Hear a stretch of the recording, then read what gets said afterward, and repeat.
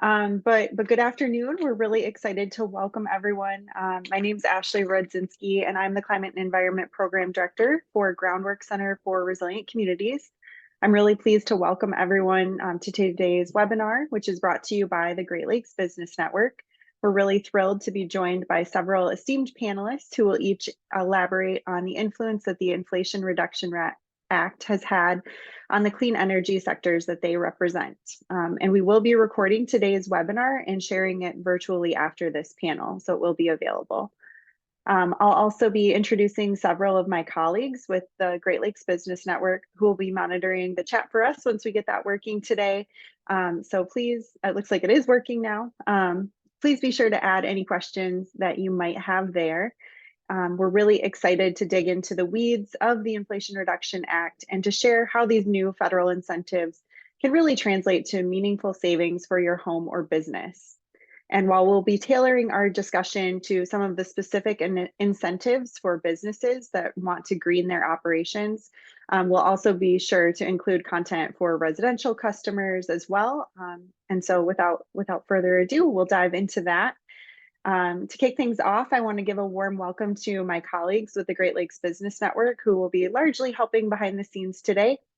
And I'll kick it over to Lisa Dinan to please introduce yourself, your role, and where you are based.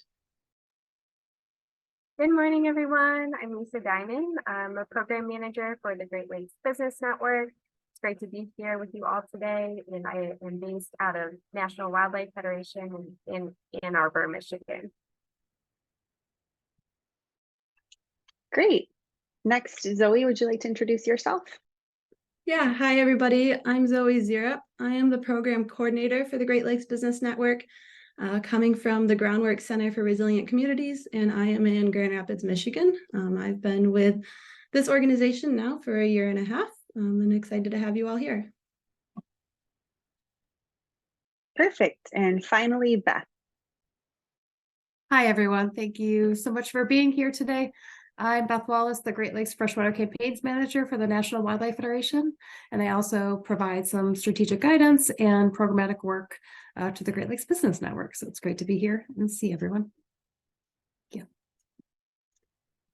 Wonderful. Well, together we are the small but mighty staff behind the scenes of the Great Lakes Business Network, who really help our more than 200 business leaders from across the Great Lakes region to engage and raise their voices on our core campaigns. And I just want to share a little bit of background about the Great Lakes Business Network before we begin.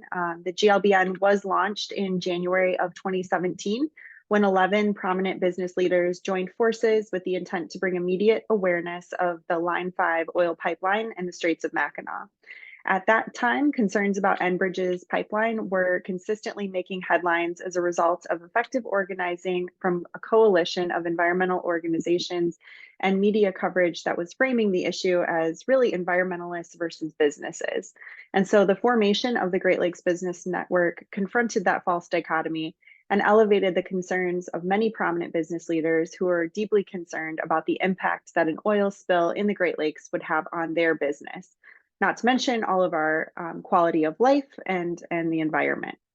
So since then, the Great Lakes Business Network has become one of the most influential and pragmatic voices of the business community, expanding our issue areas to now include the advancement of the regional clean energy economy and the prioritization of Great Lakes restoration priorities. We are supported by 2 organizations with deep commitments to growing a strong economy and resilient communities while protecting the shared waters of the Great Lakes, the National Wildlife Federation's Great Lakes Regional Center and Groundwork Center for Resilient Communities. Together, we help businesses to raise their voices and engage on the issues that are most important to them, their communities, and their bottom line. Those passionate business leaders are why we engaged deeply to strengthen and ensure the passage of the Inflation Reduction Act last year. Business leaders from across the 8 states of the Great Lakes region called their legislators and signed on to numerous letters urging for the most robust funding package to fight the climate crisis and ensure remediation and prioritization of environmental justice communities. So without further ado, let's dive into the specifics of that legislation and why we're all here today. The Inflation Reduction Act. Just over a year ago, the IRA was passed by Congress and has been the catalyst for a major clean energy overhaul in the US. Nationally, the IRA has generated $370 billion, that's billion dollars, in new spending and targeted tax incentives to tackle the climate crisis. It's also importantly authorized $60 billion for investments targeted at environmental justice communities and has the potential to reduce US greenhouse gas emissions between 31 to 44% below 2005 levels by 2030. But this will only be effective if stakeholders from across the nation buy in and take advantage of these incentives today. So we're going to dig into those weeds, and to do that, I'd like to welcome our esteemed panelist. And let's begin with Mike Stover. Please share your title, your organization or business, where you're based, and just a quick snippet for how you've engaged with the IRA or how it has impacted your work. Yeah, totally. So Mike Stover, I'm based in Washington, D.C., and I work for Senator Gary Peters, and I lead all of his energy, environments, and not really relevant here, but also agriculture work. So I've been here with the senator for about 3 years now, and we were here as the IRA was being assembled and advised him throughout that entire process, and was up all night through the vote-a-rama, letting him know which way we suggested that he would vote. And yeah, I know I have more to say on this, so I will keep it short. As someone working for the center, you can guess the role that I may have played in the IRA. But that's it for me. I'll kick it back to Ashley for whoever is next to be introduced. Great, thanks so much, Mike. Now we'll move over to Ken. Hey everyone. It's been a while since I've worked with Groundworks and Great Lakes Business Network, and it's nice to kind of see everybody. I work for Harvest Solar. I'm in my 12th year, which is crazy to say. And we install solar projects, mostly in Michigan, but around the Midwest, and a lot in the rural scope. And my title is Director of Commercial Sales. And I'm happy to talk about what the IRA has done for our company and for the industry, and what I'm seeing out there. Awesome. Thanks so much, Ken. Now let's hear from John. Good afternoon, John Taylor. I'm the Executive Director of the Consortium for Energy Efficiency. We're actually based in Boston, but I live in Traverse City and serve on the board of Traverse City Light and Power and have worked with Groundwork on several clean energy issues over the year. And I'll elaborate in a moment, but we were named in IRA to specify tax credit eligible products that would be available to consumers and do a lot of work helping to encourage braiding or synergistic relationships between taxpayer-funded energy efficiency, i.e. the IRA-funded programs, and existing utility programs that are funded by the ratepayers. And there's some important strategy making sure those align and maximize impact for customers. Great. Thank you so much, John. And now let's turn to Matt. Hey, everybody. Hope everyone's doing well today. My name's Matt. I'm based in Detroit, Michigan.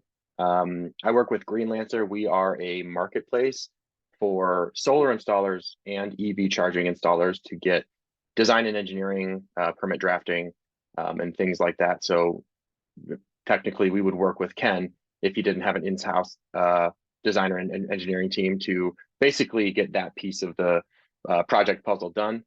So, obviously, because of the IRA, we're seeing increased volume, specifically in the EV space, but solar as well, in demand from residential and commercial type work.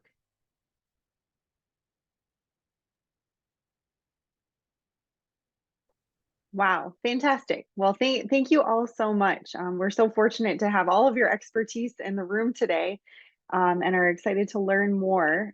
So let's start with Mike to kind of explore why it was so vitally important for Congress to pass this legislation and why right now is the right time for targeted federal action on climate. Yeah, totally. Thank you. Happy to dig in here.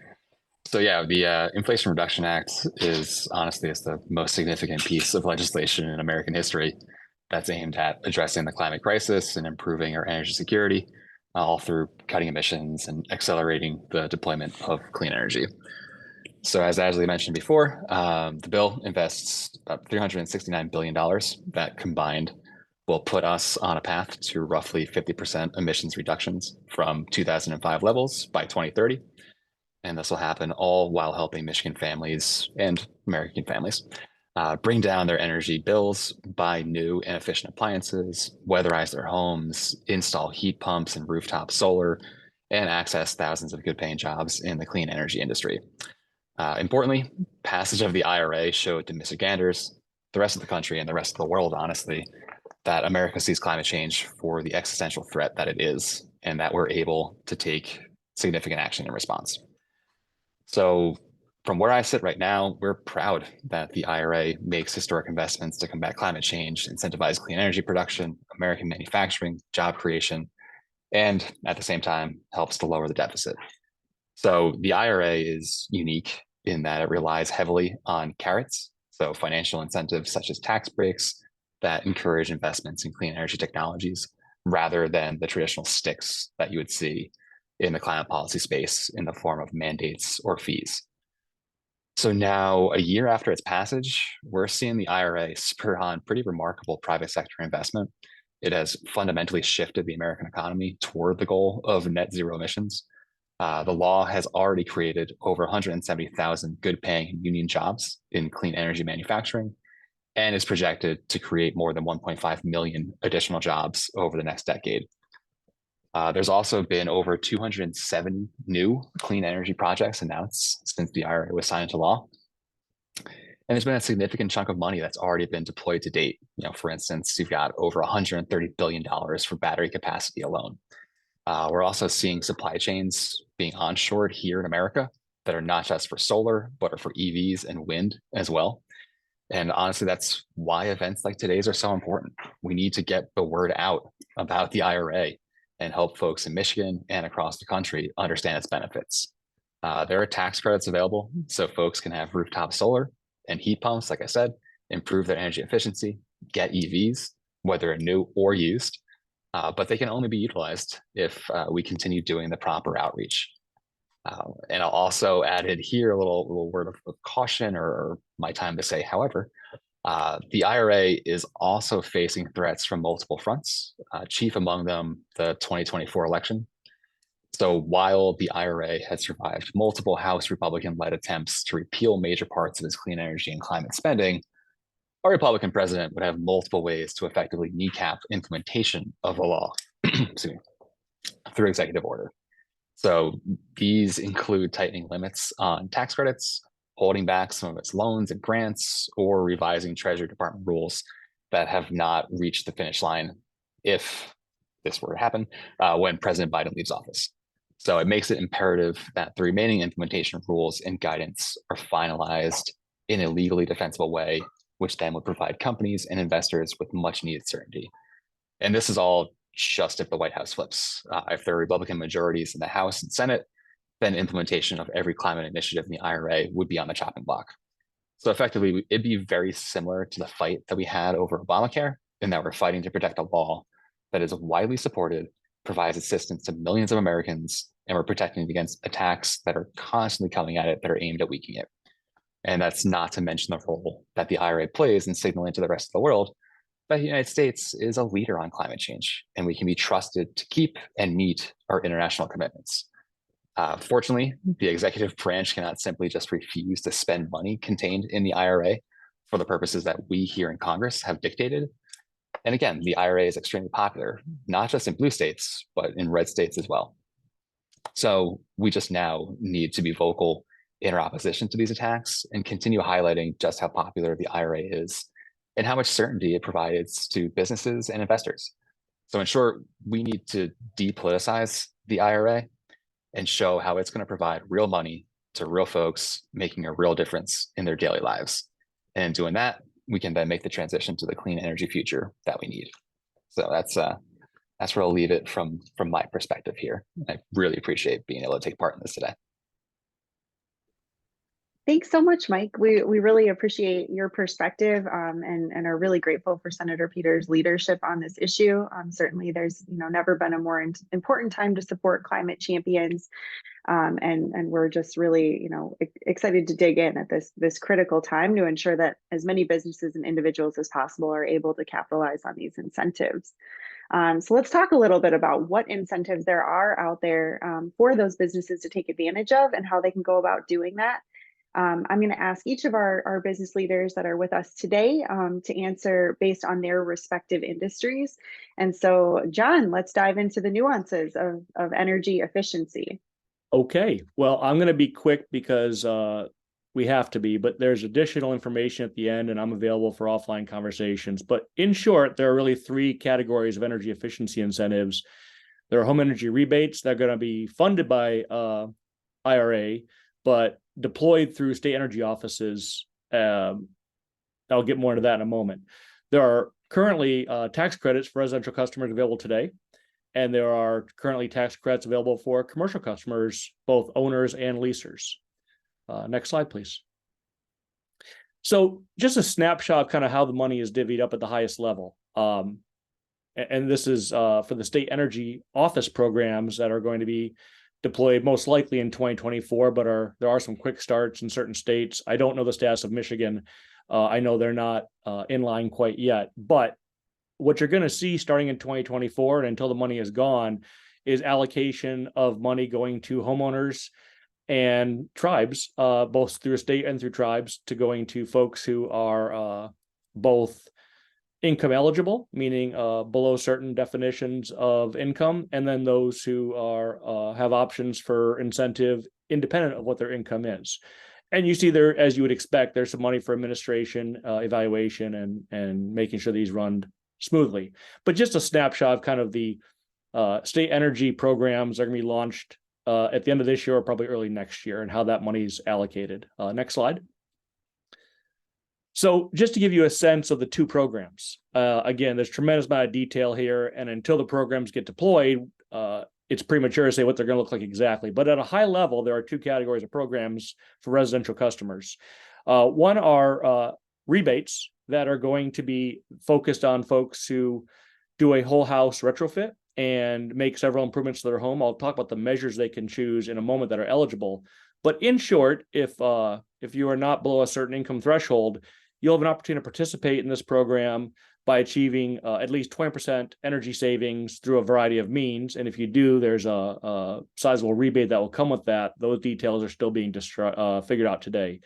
But the other thing that's really exciting and really important is that for those who are income eligible, either moderate or low income, as defined by the federal government, there's a tremendous amount of investment in electrification rebates that will offset some or all of those costs. And so there's a really tremendous opportunity to support customers who may not have had the upfront capital, but would be good candidates for these improvements. It could actually reduce their bills and certainly contribute to the carbon footprint of their homes. Kind of harkens back to the original comments about getting the word out. And so the caution is these programs are not yet out. It's good to be out in front of the news, but as these get rolled out state by state, keep a keen eye on what Michigan does and obviously be part of getting the word out and helping deploy these programs, because some of these customers are not going to be aware and we need to help them. Next slide, please. So just to give you a sense of the scope of measures, it's pretty exhaustive. And I think what you're going to see is a tremendous amount of investment in heat pump water heating and heat pumps for your home heating and cooling. But there also are weatherization measures. There are appliance measures and really important infrastructure improvements like the panel and wire upgrades that often are a barrier to folks installing these efficient measures. And so just to give you a snapshot for the webinar, this is a list, and each state will determine which measures they choose to promote. That is up to the state. But these are the sort of the breadth of opportunities they'll have to choose from. Some will probably offer a comprehensive program. Others might be very focused on water heating. It'll depend on the state's appetite for taking this on and what they anticipate their customer demand will be. Next slide. And then just two quick hits on tax credits. So one thing, you don't have to wait for tax credits. These are available right now. The reason I was probably asked to be on this panel is my organization was cited for defining each year which products get tax credit eligibility. And this is just a list of the products you see. My organization happens to work on the HVAC and water heating side of the things. We actually don't work in oil or propane. We just work in electric and natural gas, high efficiency. But that's the statute does include those, so I thought I'd disclose it. But then there's also separate provisions for 25C tax credits to get into windows, doors, skylights, panel upgrades, and even energy audits. The range varies from $600 to $2,000, and you can stack those in many cases. But the best place to find the details is in the Energy Star website. I've got the link here, but if you just Google Energy Star and federal tax credits, they're a really good consumer-facing website, and they're also very responsible at not getting in front of the facts. And IRS is still providing guidance, so I just recommend, as far as a one-stop shop, the Energy Star website on federal incentives will help. There also is a list here of where you can actually find qualified products. That's my organization maintains, and that list here as well below the Energy Star link. And my last slide, the commercial buildings. For those of you who care about either helping serve commercial customers or are a commercial customer, there is the continuation of the 179D tax credits. And here's the key things you should know. ASHRAE 90.1 is sort of one of the most commonly adopted building codes for commercial buildings. And everything is about how many savings were there above and beyond ASHRAE 90.1 reference standard.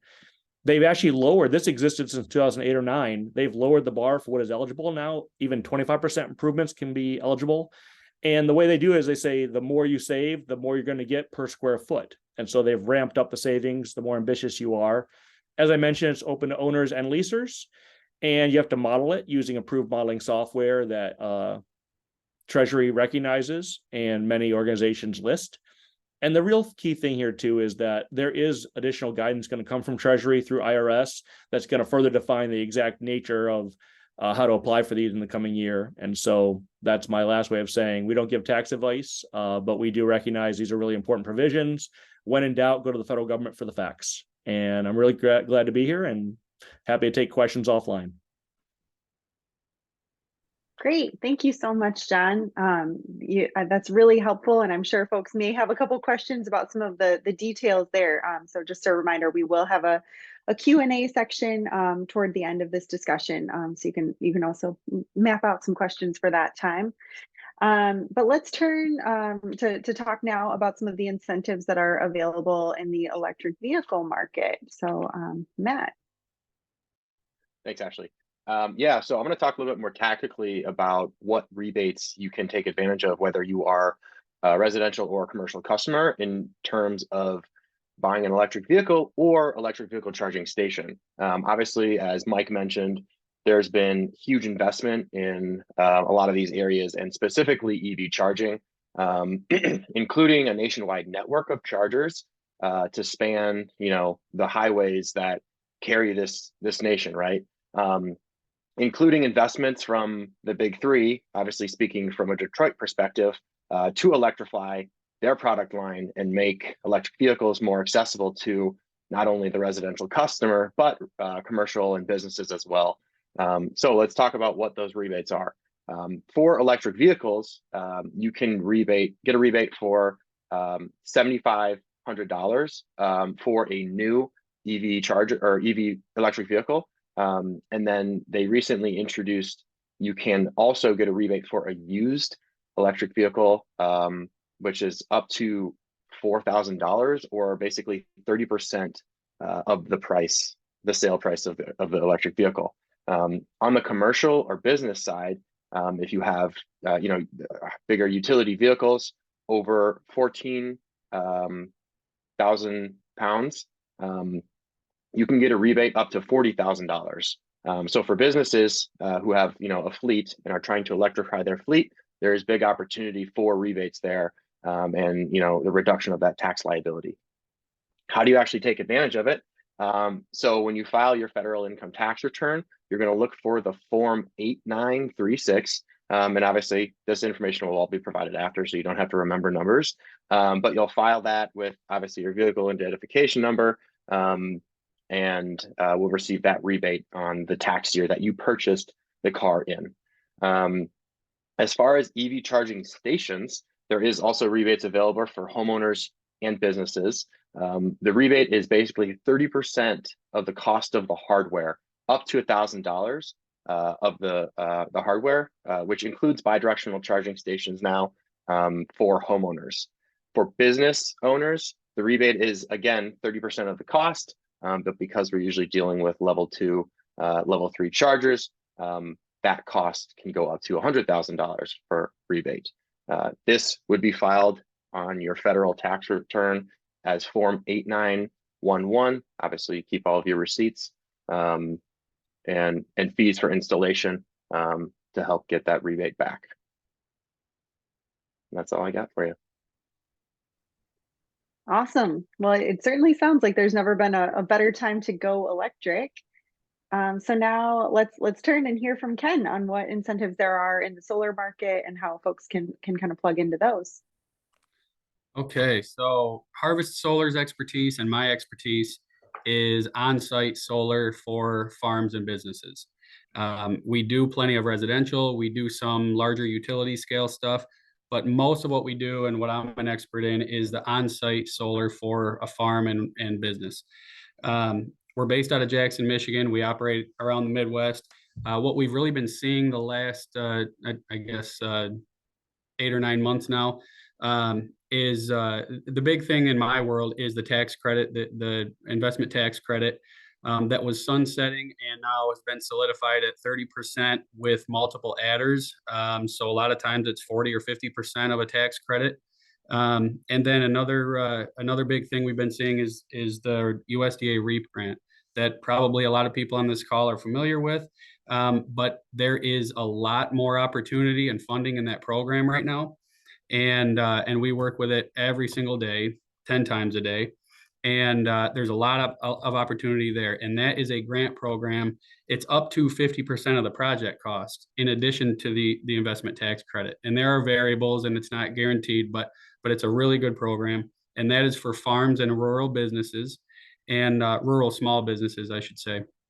So, in my opinion, it's the advancements are kind of in my opinion, a really good kind of distribution and way, because to me, the economy, the grid, jobs, small family-owned companies like Harvest Solar all benefit from more of a distributed generation, where you can have say 1,000 smaller arrays at businesses to reduce their consumption, as opposed to a smaller number of large utility scale solar farms. So by distributing that energy around, it's better for, in my opinion anyway, for the economy and for jobs and contractors. So we like to see that. And if you're a farm or small business, it is really good right now. It's really attractive. And we can help you with the ITC adders. We can help you with applications on the REAP grant. Most importantly to note is that every situation is so different. Sometimes we can offset 5 or 10% of an electric bill. Sometimes we can offset 90% of an electric bill. And sometimes a project pays for itself in 1 or 2 years, and sometimes it pays for itself in 20 years or never. Every situation is very different. And so there are different utility policies, obviously your energy consumption, your rate structure. So there are a lot of variables.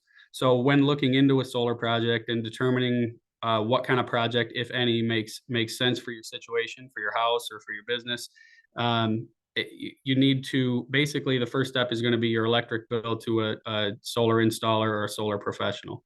A solar professional is going to look at your usage and the utility policy and your geographic location and make a recommendation on what makes sense.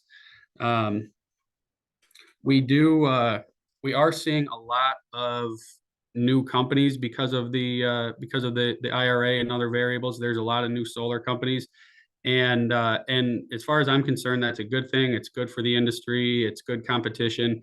It's healthy for everybody, but it's a reminder for businesses and homeowners to do your due diligence and make sure you understand who is actually building these projects and what's the background and what's the experience. But those are some of the things we're seeing. Did I see a question about the tax credit from Walker? Do we want to wait on the end on that?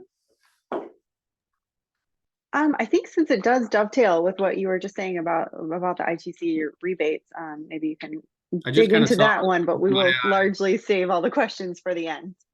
Okay, we can wait to till the end, but I will say to Walker's question, yeah, we are seeing a lot of transferring, selling, partnering on different entities, different investors regarding the investment tax credit and with PPAs and things like that. We're dealing a lot with third party situations like a PPA. And yeah, I can speak to more of that later. That's pretty much all I have for now, other than to echo what Mike said, is just to get the word out. Like, that is the biggest thing in my world, from my perspective, is businesses and farmers and residents just don't know about these things a lot of the times. I deal with situations every single day where, hey, you can get rid of most of your electric bill and it'll pay for itself in 1 or 2 years, and it's great for the environment, and there's all these benefits, and they're excited about it, and they just didn't know about it. So definitely what Mike said about just getting the word out. That's pretty much what I've got for now, until questions. Thanks. Awesome. Yeah, that's why we're all here today, to hopefully help spread the word and allow more folks to take advantage of these great programs. So I just want to thank all of you for taking some time to share this, your important perspectives and this really vital information. And next, I just want to quickly turn it back to Mike before we dive into a Q&A, just to hear about kind of what's next on the federal docket. We know that there are going to be some major budget negotiations this fall, and I would just love to hear from you a little bit more about how businesses and individuals can be engaged to ensure protection for some of these federal funds and some other important energy sector rules like the EPA's Environmental Protection Agency's Good Neighbor Rule, the methane and air toxics rules, or the carbon rules. Yeah, totally. At the risk, I guess, of echoing what I said earlier. Yeah, this fall is going to be interesting. We're in like a budgetary stasis, so to speak. So the current fiscal year ends in, 9 days now. And we're waiting on our friends over in the House to pass something, hopefully. And we'll see. Ideally, we're not trending towards a shutdown, but that's certainly on the table as we wait to see what the House is able to pass. So looking forward, I think probably the best thing to tackle, as Ashley mentioned, is looking at some of the rules and some of the rollbacks. So the use of the Congressional Review Act by the Republicans in the House or Republicans here in the Senate to try and undermine rules, like you said, like the Good Neighbor Rule and some of the lots of like good little, not really relevant here, but lots of fun little critter bills. So they're kind of going after, the long-eared bat and a whole bunch of random stuff that's just silly. Fortunately, again, we have a Democratic Senate and a Democratic White House, and these rules were promulgated by the Democratic White House. So you're seeing lots of signals that even if they were these, rollbacks were to make it to the president's desk, he would veto those.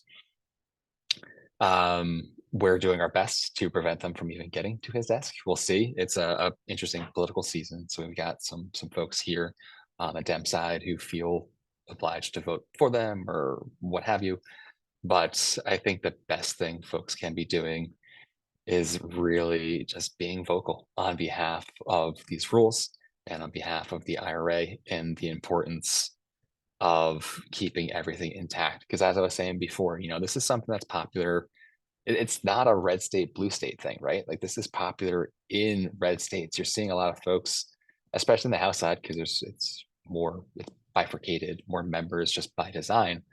You're seeing lots of folks go back home that voted against the IRA that are campaigning on it and hearing about how, these new energy projects are good for their districts and good for their communities.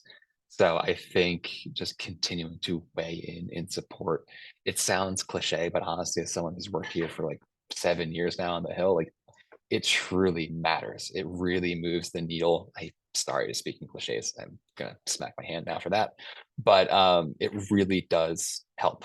So I think just folks really just staying engaged and weighing in, continuing to call into congressional offices, really will make a difference. Because right now it's all about, like I said, kind of not even holding the line. It's just pushing back against these attacks, reminding folks that 2024 is on the horizon, and then from like the fiscal year side of things, the budgetary side of things, would love to have more information for you, but right now we're just kind of waiting to see. I mean, right before this, right before the webinar started, we found out that the defense bill over the authorizing bill over in the House side failed again. So they can't really get a lot of stuff together. So I will hold off on any budgetary prognostication just because it's all kind of chaotic, but we'll see what happens.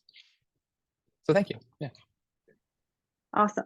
Well, thanks so much. I think then let's dig into the chat. I'm seeing, Jen, you provided a really helpful link here about some of the commercial tax deductions for restaurants. We had a question about anything specific to the restaurant industry and the IRA.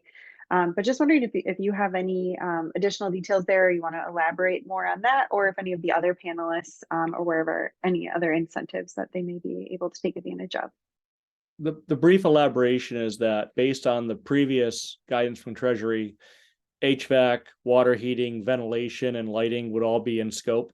And we are waiting to confirm if that's changed. But it's independent of what type of commercial business is in play. And so it's absolutely relevant. And that's where the link I sent has the most available information. More will be added this year.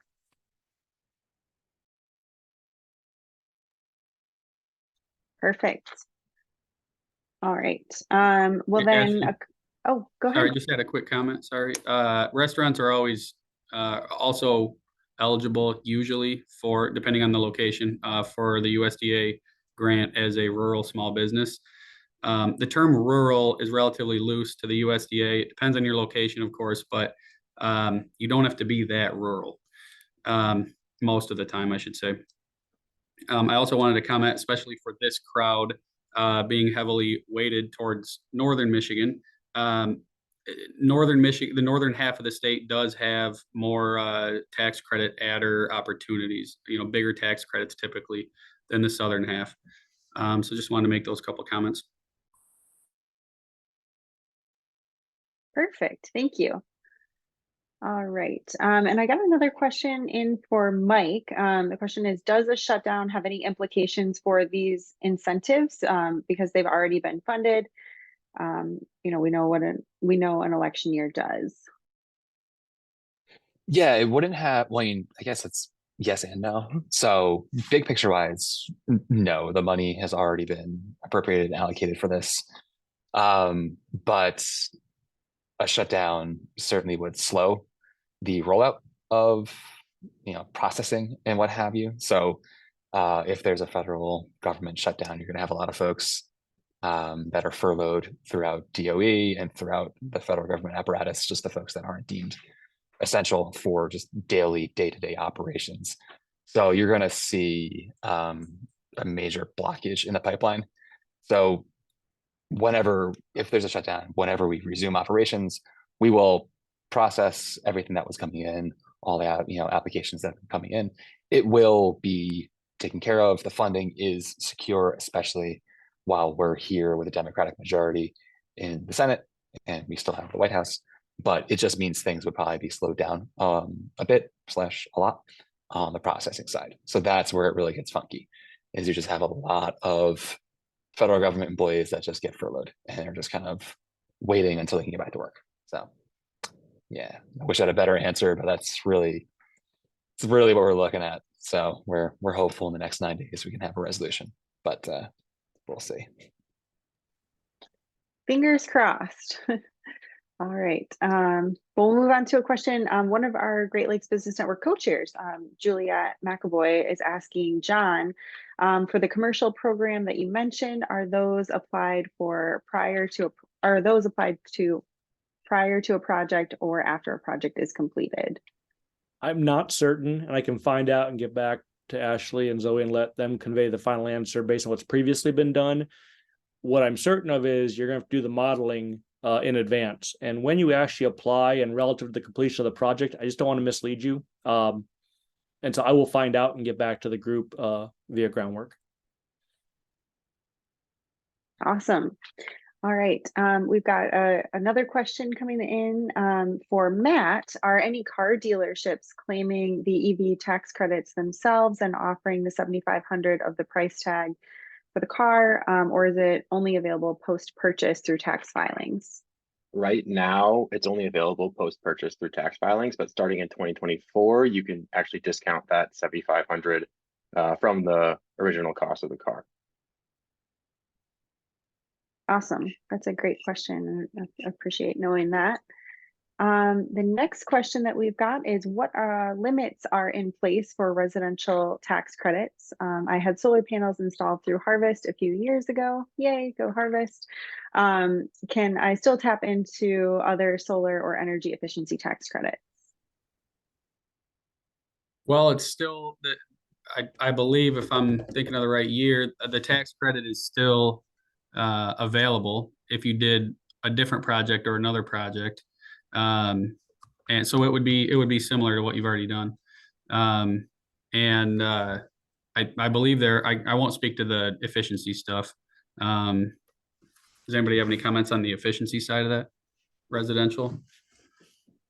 My understanding is that efficiency tax credits are not affected by solar tax credits. These different codes like 25C have limits. And so I believe the way it's going to play out is that if you installed a high efficiency heat pump and you want to do some additional investment the following year, at some point you're going to hit the cap, which depending on the measure can be as high as $2,000. But I don't believe there's any limitation if you've taken advantage of the solar side of the house to the efficiency side, but within efficiency, there will be a cap no matter how many improvements you make, but it's not a single measure. You can do more than one.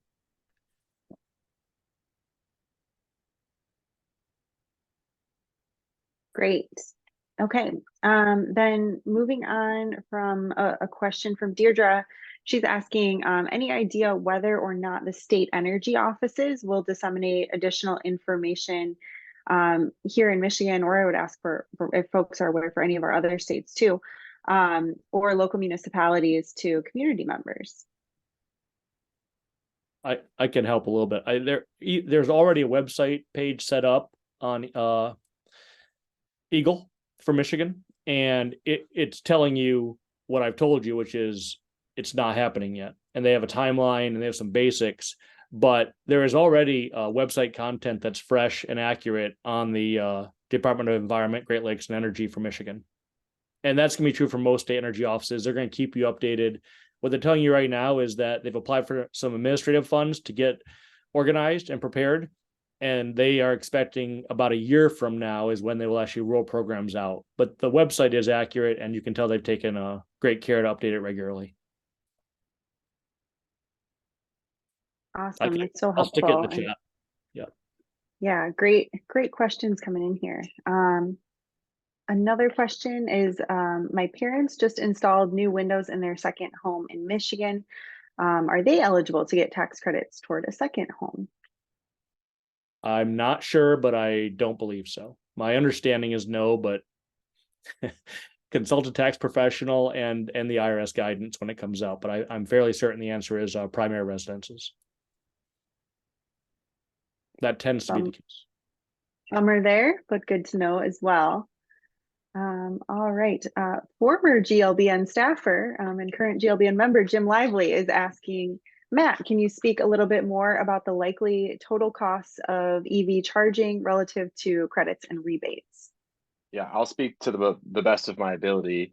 We do all the permit drafting and engineering, but I'd say like a level 1 charger, which is your basic home charger, which takes the longest to charge a vehicle, is probably a couple $100 without labor. And labor can vary between maybe $1,000 or $2,000. And then once you get into the level 2 and 3, I mean, the costs can range from, you know, 2 to 5,000 per charger, and then upwards of, you know, 20 grand for a level 3, which is like that DC fast charger. So it can get pretty expensive, especially on the commercial side. But residential is a little bit more straightforward. Great, that's really helpful. All right, and Tristan is asking, with properties that have limited solar resources, what other options are there to become closer to zero emissions or electrification without major capital investment that does not have an ROI and the projected usable life of some of the equipment? Well, there are kind of creative placement and mounting methods, like carports and different physical structures that we can try to work around. You know, if you're shaded or have limited resources. I'm not really a fan of cutting down trees for solar access for the most part, but there are a lot of scenarios where there actually is an environmental net benefit to remove some trees where the environmental benefit of your increased solar production is more than the trees, but you know, that's questionable.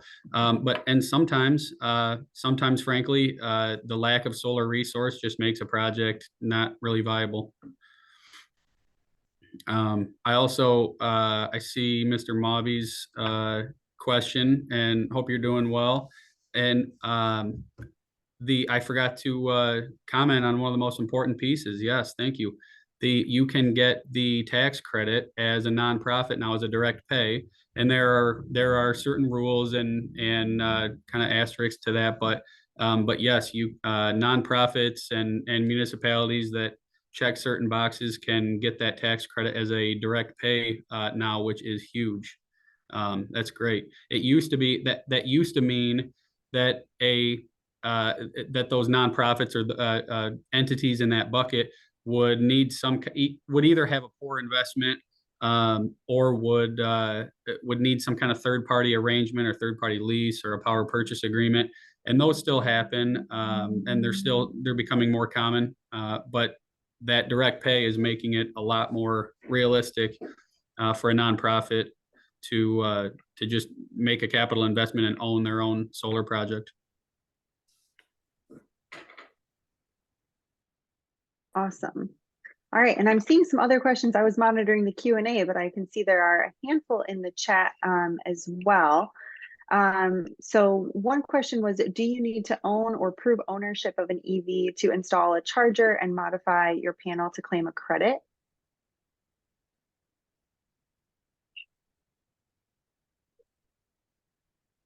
Matt, I'm guessing that one's directed at you. I don't believe so. Since if you're a business, you can obviously get chargers installed. So the ownership is not a precursor to installing the system, the charging station. Okay, great. And I think I'm seeing a panelist to panelist question here from Ken. It says, Matt, you mentioned bidirectional chargers, I believe. Can you tell us what those are, how they're used, etc.? Yeah, that's a great question, Ken. So bidirectional charger, think of when you have a regular charger, it's taking energy from your house and putting it into the car.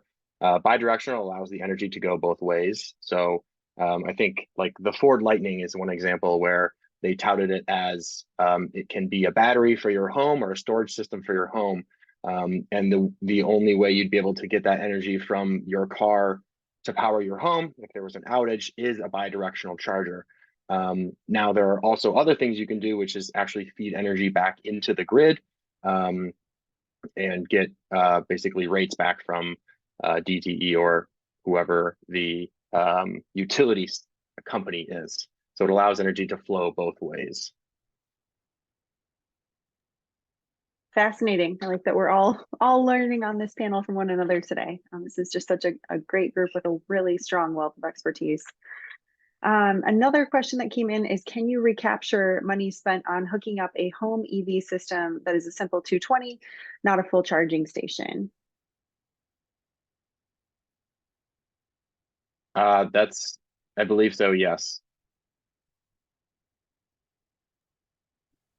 All right, great. And I've got a couple more that also came in.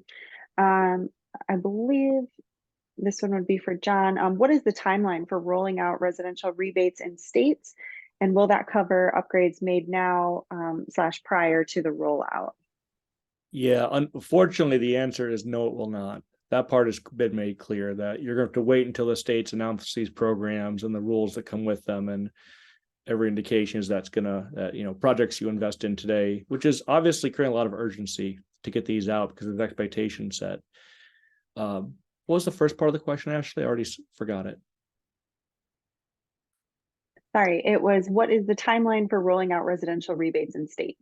It's going to vary by state. And I think best case will be December of this year in some states. And again, just looking at the Michigan website today, they've basically said, once we get our administrative budget funded, it'll take us a year. And we reserve the right to change that if needed. They're going to want to move fast. They have expectations as well. But what's real? I mean, I tell you what the state of Michigan is telling you is next fall. And best case, probably next summer. Perfect. Okay, well, it looks like we are coming to an end of our questions. Oh, nope, one more just popped into the Q&A from Don Schur. You spoke that commercial chargers don't require EV ownership. Is this the same for residential? Yeah, I don't imagine that. Yeah. Okay, perfect. Makes it simple. Any other questions? I know we're coming close to the end of our time here together, but probably could take one more if anyone's really got a question brewing.